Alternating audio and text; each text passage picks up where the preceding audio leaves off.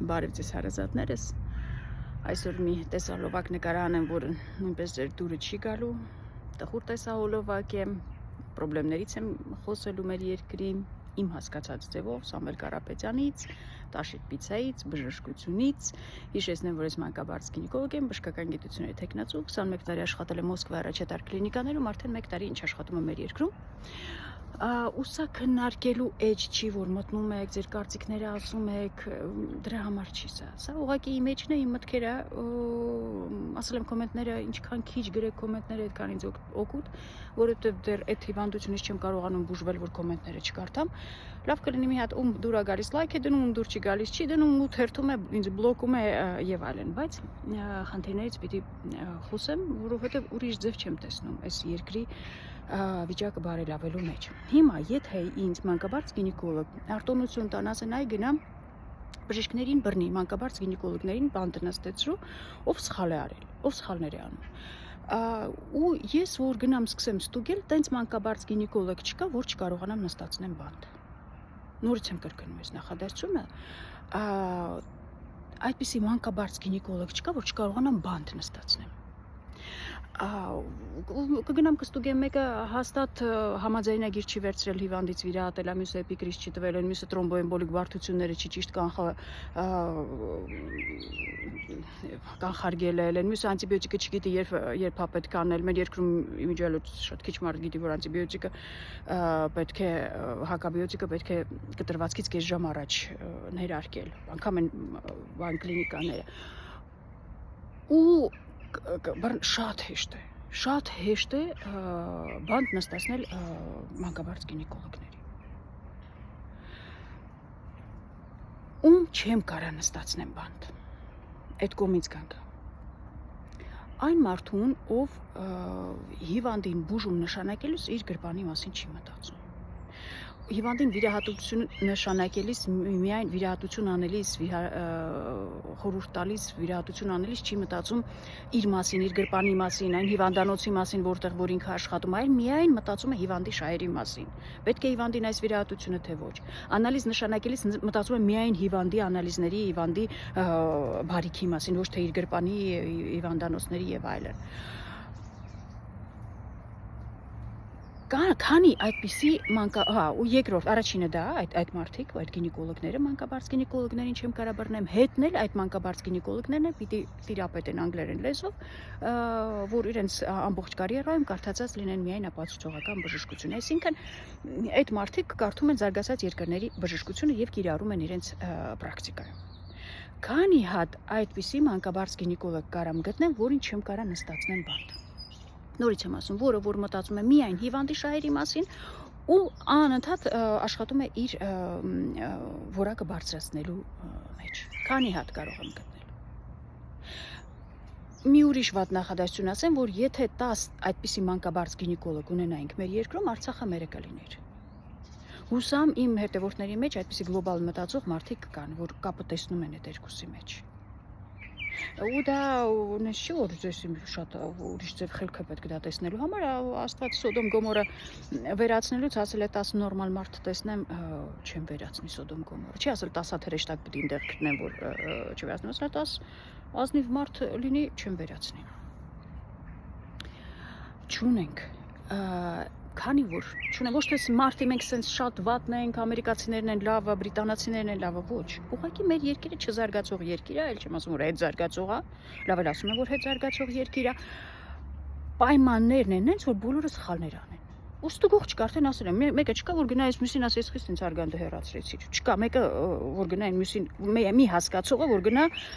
կարողանա այն մյուսին ասես խիստ ինձ արեցի։ Ու այսպես, քանի որ բժիշկներին կարելի է բոլորին նստացնել, որ ուզես մանգաս նստացնելու բան, կարաս բոլորին նստացնել, դա նշանակում է բոլորիդ կարող են գան նստացնել։ Ճիշտ չեմ ասում։ Ում ասես կարան գան նստացնեն։ Հիմա Տաշիր պիցաները փակել են, սա ինչ է նշանակում, ցույց են տալիս, որ ժանգոտած են խողովակները, այս բան, 10 տարի այտենց աշխատել են, հիմա այսենց եկել է ժամանակը, որ իրանց փակեն, ինչ է դա նշանակում։ Դա նշանակում է, որ մեր բոլոր ռեստորանները, ճաշարանները նույն վիճակում են։ Դա չի նշանակում։ որ ստուգող չկա, չեն 10 տարի տաշիրպիցան չեն ստուգել, շամբա ոչ մի տեղը չեն ստուգում։ Սպասում են մեկը, չգիտեմ ինչից խոսա, որ գնան ստուգեն։ Մի հատ ավելի վատ բան ասեմ։ Այդ աշիրպիցան, որ ցույց են տալիս, այդ կեղտոտ այդ խողովակները, այդ ամեն ինչը, այդ որ տեսնում եք, իրոք վատ է։ Բայց ես դες ասեմ, որ եթե կինը գնա այդտեղ ծննդաբերի տաշիրպիցայում, մեր երկրի ինֆեկցիոն բարդությունները ավելի քիչ կլինեն, քան այն կինը, որ գնում է այն մեր սովորական ծննդատներում է ծննդաբերում։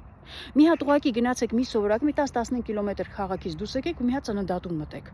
Ու այդ ծննդատնի տան վիճակը համեմատեք տաշիրպիցայի սովորական մի ֆիլիալներից մեկի հետ։ Տեսեք որտեղ լավ կլինի, որ կինը ծննդաբերի։ Բնական է տաշիրպիցայում։ Ու սա ինձ չի որ սա մենակ ես եմ հասկանում, դուք սենց բանա ինձ ես ինչ թե չամուսնացած չեկիստեմ, պետք է անպայման ուղարկեն։ Դե դա սա ինչ թվում է այս բուսաբանականի մրջուներն են հասկանում։ Սա բան չի։ Սա երկրի վիճակն է։ Սա չեմ ասում որ վայ, ինչ վատ է, հա, այս ասելու են ռուսա չամուսնացած չեկիստ եկել է որ մեզ տանի, ասի որ մենք երկիր չունենք, մտնենք Ռուսաստանի կազմի մեջ։ Ոչ, ասում եմ, երկիր էս վիճակում է, շատ վատ վիճակում է, ու դուք ինչերից եք խոսում, երկիր էս վիճակում ու ձեր պրոբլեմը որն է, լավ, ուրեմն առաջարկներիցս մեկը այնա, որ տաշիրպիցաները, որ փակել եք, տվեք որպես ծննդատներ, նորից եմ ասում, ինֆեկցիոն բարդությունները մանկաբարձության ավելի կնվազեն, քան այն ծննդատներում, որտեղ հիմա կանայք ծննդաբերում են։ Մի հետաքրքիր պատմություն պատմեմ, որ նորեի այս տեսահոլովակները նկարահանում արտասահմանից մի կին է ինձ տեսել ու այդ աղօրնահոսությունով արտասահմանից եկել ասել իմ մոտ բուժվի։ Ես էլ դե պիտի բնականոտ անեմ առաջի կլինիկան, որտեղ արգանդի խոռոչի քերում անեմ։ Ուրեմն տանում եմ արագ իրան պարկացնում արգանդի խոռոչի քերում, դրանից հետո ինքը պիտի 2 ժամ երակային նարկոզի տակ է արվում, 2 ժամ պիտի պարկի, ուռուշկի գա հետո գնա։ Ուրեմն ես կնոջը պարկացրել եմ ու տեսնում եմ առաստաղը, ծննդատան առաստաղը, որ գլխին անգնում արդեն էլ չեմ ասում ընդեղից ինչ է։ Դե մի բան գլխից ընկավ, բարձրացրեցի գլուխս, տեսա որ թափվում այդ առաստաղը։ Հիմա կանգնել եմ այս կնոջ դեմ ու 2 ժամ ձեռով ոտով խոսում եմ, որ ինքը ինձն է, գիտեմ, որ այս կինը նարկոզից հետո է, ոչ հասկանում այս ինչ եմ ասել, ոչ մի բան չի հիշելու հետո ինչ եմ ես ասել, բայց ես անընդհատ իր հետ խոսում եմ, որ ինքը հանկարծ գլուխը չբարձրացնի առաստաղին է, ինքը մեկը պարկած է, որ ինքը ինձն է։ Ու հետո այդ կնոջը վեր եմ կացնում, աչքերի մեջ նայելով, տանում միջև բան, որ հանկարծ պատերն էլ չտեսնա, ինքը դուրս գա գնա, որ երկրից որ եկել էր։ Ու տաշիրպիցայի քննարկումն է գնում, որ տաշիրպիցան սենց վատ վիճակում է, չէ՞, Ռովել ջան։ Այս ինչ լավ է ձեր վիճակը։ Որ ասեն կողքս միջկային բոմբ պայթացնեն, մի գրամ վեճից չի լինի։ Ոնց ցավ չեմ զգա, մենակ թե մեռնեմ։ Այդտենց վիճակ է։ Իսկ դուք տաշիրպիցան սենց շատ վատ վիճակում այն հասցրեցիք, փակեցիք։ Շատ հետաքրքիր է։ Բայց ուրիշ կարևոր բանել է ուզում ասեմ Սամվել Կարապետյանի մասին։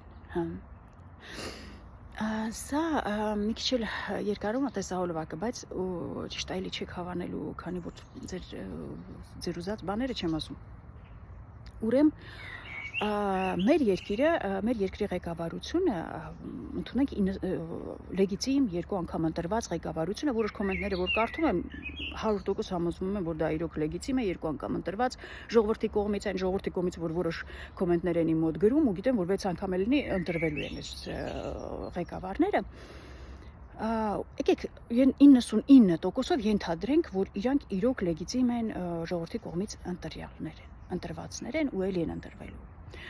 Բայց քանի որ իմ գլուխս աշխատող գլուխ է 0.5%-ով եկեք մտածենք, որ մեր 1%-ով մտածենք, որ մեր երկրի ղեկավարությունը զավթված է ուրիշ երկրից։ Ուրիշ երկրները որն են, դե շատ երկրներ չունենք, Ռուսաստանն եւ Թուրքիան է, որ կուզի մեր երկիրը զավթի։ Եկեք 0.5%-ով ենթադրենք, որ Ռուսաստանն է զավթել։ Կարող լինի, որ Ռուսաստանը գա մեր երկիրը զավթի։ Իհարկե Ռուսաստանը էլ երկիր չի թողել իր շրջապատում, որ չզավթի, մինչև Բերլին է հասել զավթել, բայց էլ չեմ ասում, որ մենք սովետական միություն ենք եղել։ Տեսականորեն կարա Ռուսաստանը մեր երկրի ղեկավարներին զավթի։ Այո, կարող է։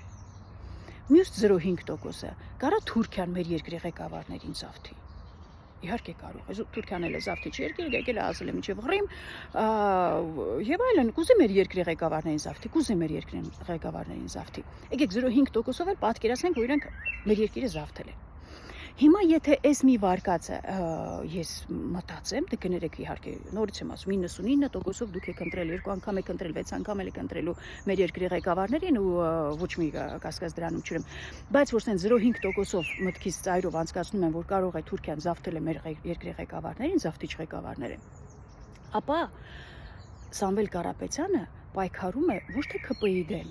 ինքը պայքարում է ամբողջ Թուրքիայի դեմ։ Չգիտեմ, սա կարաք հասկանաք թե չէ։